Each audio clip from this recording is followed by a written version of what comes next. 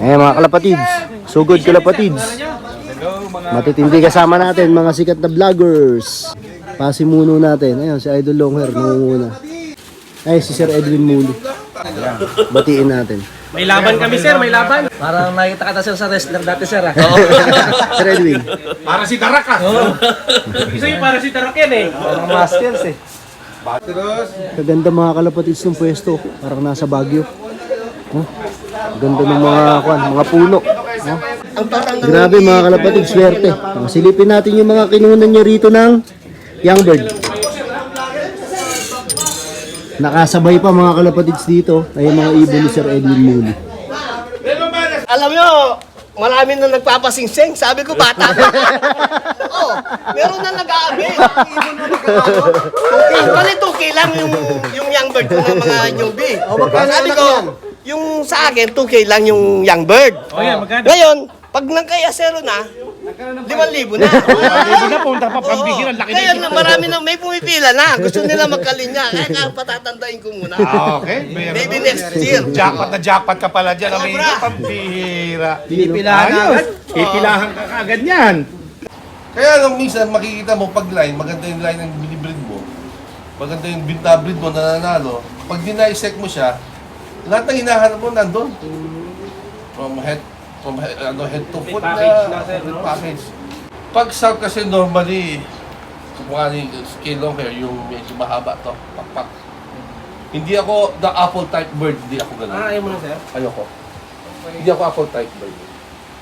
Kasi mas prefer ko yung mga long distance bird na bangkain. Parang Mahaba sir. Colonges ang dating, di ba? Yung makikita yung parang tagak. Yung parang 10-9-8-7. Yung 10-9-8. Yung distance ng 8 to 7 at saka 7 to 6, mas malaki yung distance ng 8 to 7 sa 7 to 6. Eh, sinali ko na ng yun, kamukha nung siyam na ko na, binaba ko. 11 yan eh, actually 11 sinali ko. Yung dalawa, binaba ko na eh. Masyadong bata, nawawasak yung katawan. So, pinaparecover ko. Siya mang natira. So, meron pa kaming 2 laps ngayon. Last 2 training na lang kami. Tapos derby na next week to Friday. Yung J-Dye ko kasi, the Gabi, mga old lines ko eh. Yung mga Pakito na Hold 38, 39, saka Juanito Ting. Yung Ludo classes na bago. Saka yung DD na may halong greaser na Kyra. Ang south, mahaba. Pero sa south, ay north, kahit mga, sa akin nahihirapan ako sa norte rather than the south. Kasi ang norte, parang obscure, pyramid eh. Oh sir, bulbundok. Oo, kasi ang norte kasi, pag mali ang dinaan ng ibon dyan, di ka lalabas. Wrong way na. Wrong way ka agad. Eh, ang south sa lapan niya, ang laki. Tsaka may dagat sir eh. Meron din kasing ibon na hindi lumilipat sa dagat eh. Oo, sir. Nakakita na ako niyan, yung ibon bumalik pag tubig na, meron hindi lumilipat. Okay, ako. Yan, hindi kasama yun.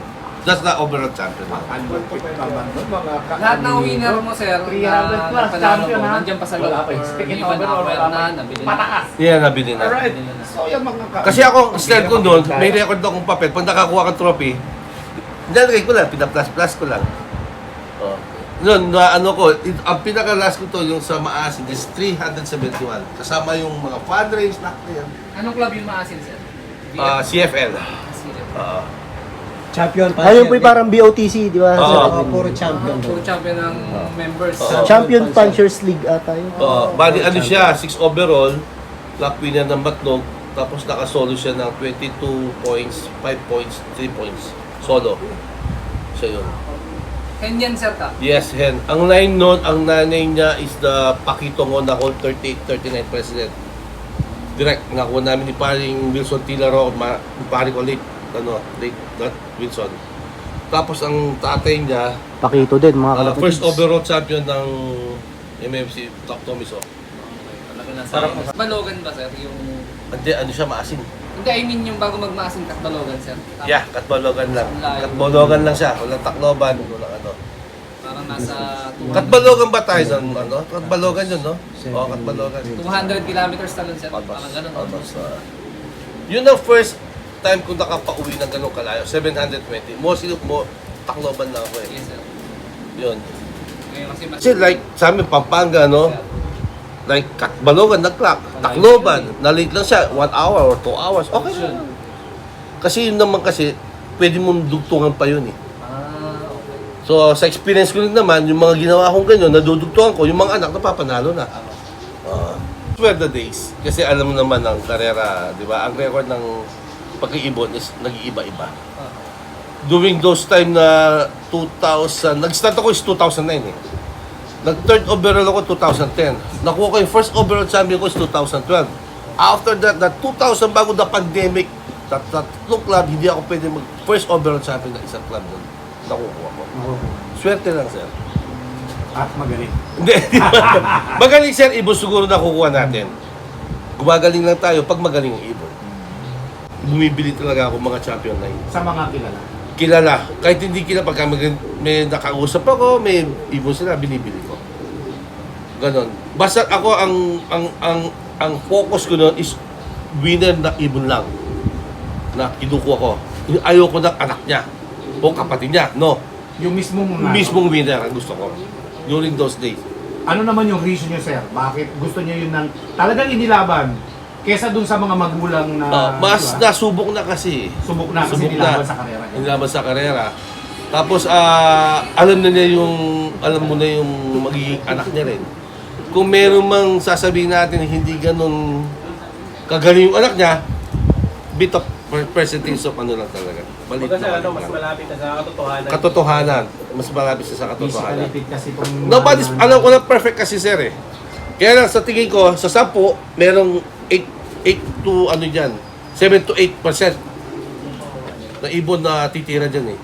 May mahuhulog pero hindi lahat. Yung feather niya, hindi siya silky. Parang nakikita mo parang dry na, parang naglulugon. Yung batik-batik yung pagkatubo ng balahibo niya. May tikwas pa. Yun na yung... Reject na yan. Reject na. Hindi na health sa akin. Yun. basta yung tinamaan ng mga sakit sa'yo most of the time, inaalis mo. Hindi sir, pagkat may tinaman ako sakit like sipon, pag hinil ko siya within the span of 3 to 1 week, okay siya. Pero the moment na bumalik siya, wala na. Okay na yun. Kasi mahina na respiratory nun eh. Basta Hindi ko na siya i-heal. Tapos hindi ko rin siya gagamitin breeder.